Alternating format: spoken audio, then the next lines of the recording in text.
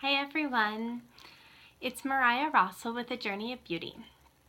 Today I wanted to talk to you about the goddess Freya. So Freya is one of the Norse goddesses, and we have some good information, some conflicting information, and some information that was reinterpreted by the Christians when they came in to the area where the Norse gods and goddesses were, and have then retold some of the stories using their own mythology. And so when we talk about Freya, there's, like I said, there's several different versions of the story. Some people believe that Freya and Frigg were actually the same goddess. Some people will tell that Freya is the wife of Odin, and other will say that Freya is the wife of Od. And so, like I said, there's a little bit of confusion there. And even the story that I'm going to tell at the end, there's a couple of different endings to the story. I'm going to give the story with the ending that I most resonate with.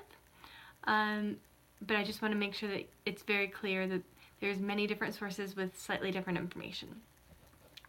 So Freya is the Norse goddess of love, of fertility, of Norse witchcraft. She has a beautiful cloak made of hawk.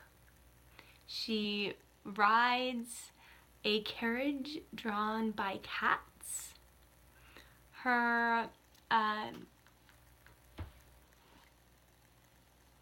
constellation, that's what I was looking for, is Orion. And she is a goddess of war and of the warriors. Whether or not she is a Valkyrie is up for debate, because the Valkyries take half of the dead to Valhalla. Freya takes the other half of the dead, and in many accounts she is the one that actually chooses which half of the dead she takes to her lair, Folkvanir, where she then cares for her half of the dead warriors for all of eternity. And so the story that I'm going to tell you today is pretty much the only story we actually have of Freya. And in my mind, this is really, well, I guess I'm gonna just tell the story and then I'll kind of analyze it afterwards. So one day, Freya was walking through the woods, and she sees some dwarves in a cave making the most beautiful necklace she has ever seen. It's gold and amber. Some accounts tell that it has red stones in it as well. And at this time, amber was really rare, more rare than gold. Very precious, very expensive.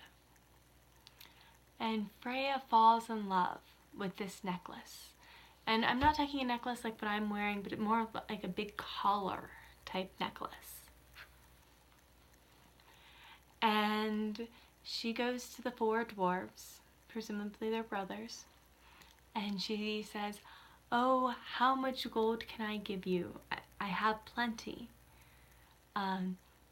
because I want that necklace." And they say, "Oh no, this necklace is not for sale." She says, "What then? What can I give you? I will give you anything. It's the most beautiful necklace I have ever seen." There's some implication here that there is some magic in this necklace as well, but again, it depends on the source material.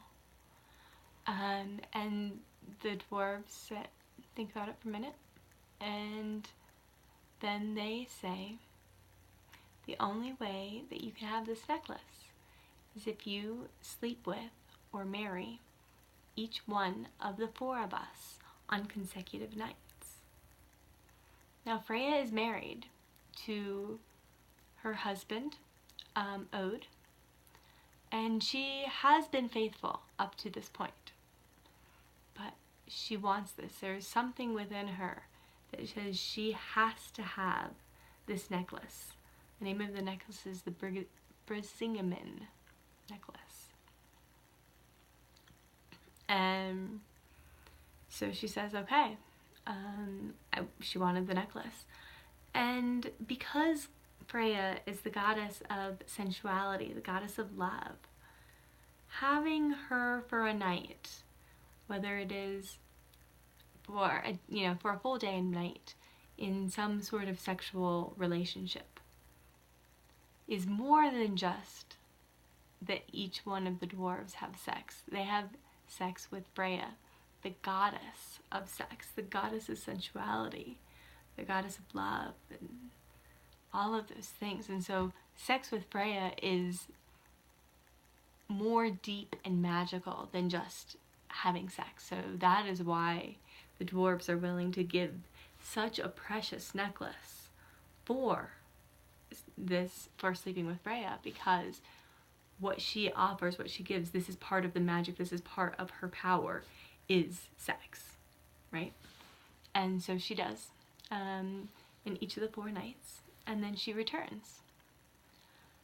And somehow Loki, our favorite Loki, Loki embodies the energy of trickster, and he has the ability to shapeshift as well, which is a trickster type of quality. And somehow Loki becomes aware of this, and I am not aware of any literature that explains how he's aware of it, or what makes him aware of it. And so Loki goes to Ode and says, Ode, Freya has been unfaithful. At first Ode's like, no, she wouldn't be unfaithful.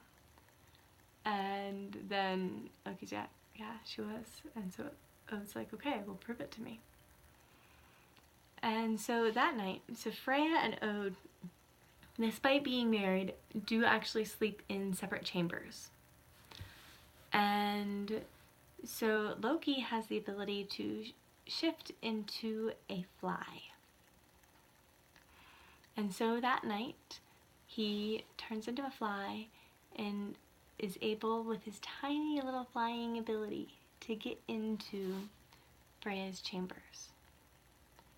And he goes to her jewelry box, opens it up, removes the necklace of Brisingamen, and takes it to Ode. And then this is where there are a couple of different endings. The next morning, Freya wakes up. She knows the necklace is gone. She knows that Loki did it, because that's something that Loki would do, right? And she goes, and Ode is nowhere to be found. And so Freya then goes to the Odin, who is the ruler of the kingdom, and says, Odin, I have been unfaithful. What can I do to make this up? And Odin says that the only way that you can make this up is to start a war between 2 different tribes of humans. And so Freya does that. And so while she has energetically made up for what she did, Ode, her husband, has left. She will never see him again. And then for the rest of eternity, Freya cries tears of either gold or amber over water. And so that's actually where gold and amber are said to come from in the Norse mythology, is Freya's tears. She's spending all of eternity searching for Ode, for her husband, the one she loved the most, who has left her because he betrayed her. And so one of the reasons I love this story so much is because it reminds me of the importance to not get swept away in the shiny and the superficial and all of the magical things that look fabulous at first glance in superficiality, right? because what is most important, at least for me, is to keep my perspective, my eyes, my vision on what I value the most. And so in the story, it appears that what Freya actually did love the most was her husband. And then she got distracted by the ooh shiny of the necklace, of the Brisingamen. And so she spent all of eternity crying and weeping because she knows she lost what was most important for her, because she gave that up, because she followed the sparkly thing. She followed that little thing that the ego wanted instantly, shortly, briefly. And it's just a story that I like to carry around with me, and I share it with people a lot, of just when we look at things, especially when they're easy, when they're expensive, when they're shiny, when they feel slightly out of alignment, whatever it is, just taking that moment to ground and check in and say, is this thing that is showing up actually in alignment with what matters most to me, with what I value the most? Or is it going to actually pull me off of my path? Thank you so much for tuning in today. I appreciate it, and I look forward to telling you more stories. If you like this video, please like it, subscribe to my channel, click on my link below, check out my blog, and if you'd like it, I would love to do some coaching work with you. So have an absolutely lovely day, and I will see you soon. Bye-bye.